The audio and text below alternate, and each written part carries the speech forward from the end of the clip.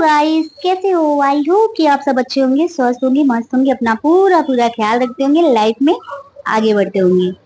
आज मैं आपको बताने वाली हूँ कि जैसे कि आप लोगों को पता है कि नवरात्रि चल रहा है। इन नवरात्रि में माँ का किन किन चीजों का भोग लगाए ताकि माँ आपसे खुश रहे और उन पूरे भोगों को आपका स्वीकार करे माँ।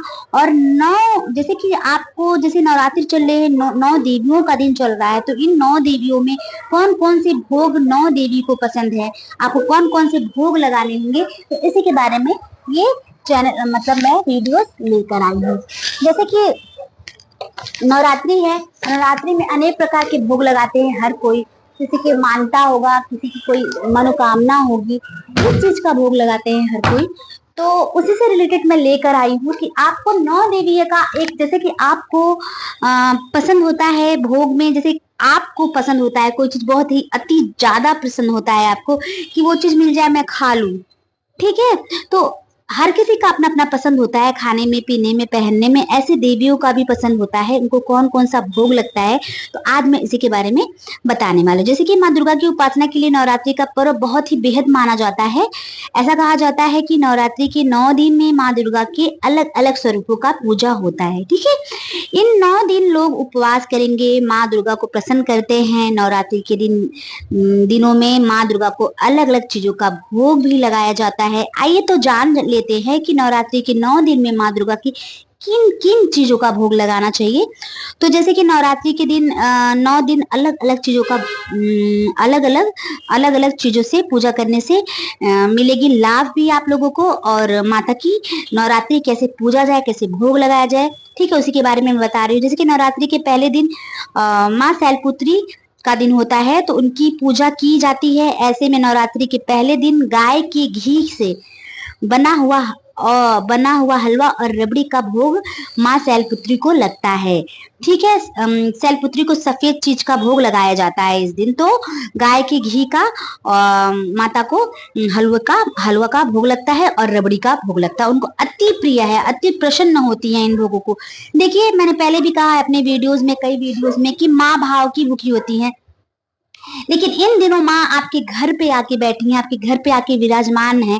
तो आप उन्हें उनकी पसंद की चीजों को अगर देते हो तो माँ बहुत खुश हो जाती है कि हाँ चलो, कि कुछ नहीं मेरे लिए बना के दिया, हाँ नहीं है तो कोई बात नहीं, भाव से ही आप दे दीजिए तो भी माँ खुश हो जाती है।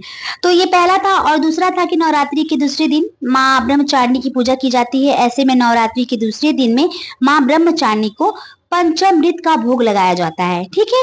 इसके अलावा शक्कर का भोग भी इन्हें लगाया जाता है। ऐसा माना जाता है कि माँ ब्रह्मचारिणी की पूजा करने से मन वांछित वरदान मिलता है, ठीक है। ये दूसरा दिन होता है, माँ ब्रह्मचारिणी का दिन होता है, ये दूसरा दिन है। पहला शैलपुत्री का है, दूसरा ब्रह्मचारिणी का है, ठीक है। और तीसरा नवरात्रि के दिन चंद्र घंटा की उपासना की जाती है। इस दिन माँ चंद्र घंटा को चंद्र घंटा देवी को दूध का भोग लगाया जाता है। फिर दूध से बनी मिठाई का भोग लगाए, किसी भी तरीके का भोग, मतलब दूध से बने, जैसे दूध से बने मिठाई हो, चाहे किसी भी चीज का आप भोग लगा सकते हो, जैसे कि खीर हो गया, दूध से बनी मिठाई हो गई, अन्य प्रकार की भोग दूध से बना हुआ हो तो आप लगा सकते हो, ठीक है। नवरात्रि का चौथा दिन होता है माँ कुष्मांडे का। कुष्मांडा देवी का पूजा की जाती है इस दिन। कुष्मांडा माता को मालपुआ बहुत ही पसंद है, इसलिए उन्हें मालपुआ का भोग लगाया जाता है, ठीक है। माँ का पांचवा दिन होता है, वही जैसे कि माँ का पांचवा दिन होता है माँ स्कंद माता की 5वें दिन पूजा की जाती है। माँ स्कंद को केला बहुत ही पसंद है, केला का बर्फी आदि का भोग लगाया जा सकता है माता को, ठीक है। तो केले का भोग लगाए, माता को बहुत प्रसन्न है। और माता की छठे दिन माँ कात्यायनी की पूजा होती है।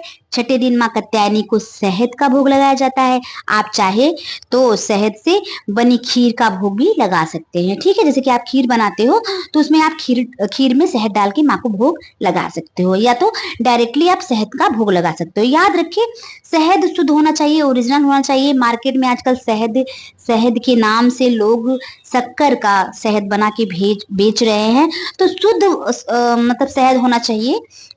तो वो शहद आपको लगाइए, माँ अति प्रसन्न होंगी। तो आइए चलते हैं सातवें दिन किसका होता है? सातवें दिन माँ कालरात्रि की पूजा होती है, यानी कि माँ कालरात्रि, माँ काली की पूजा होती है। इन्हें क्या भोग लगता है? इन्हें गुड़ का भोग लगाया जाता है। गुड़ का भोग लगाने से माँ कालरात्रि प्रसन्न होती हैं और आपको सभी प्रकार के मनवांछित फल को देती हैं। ठीक है। नवरात्रि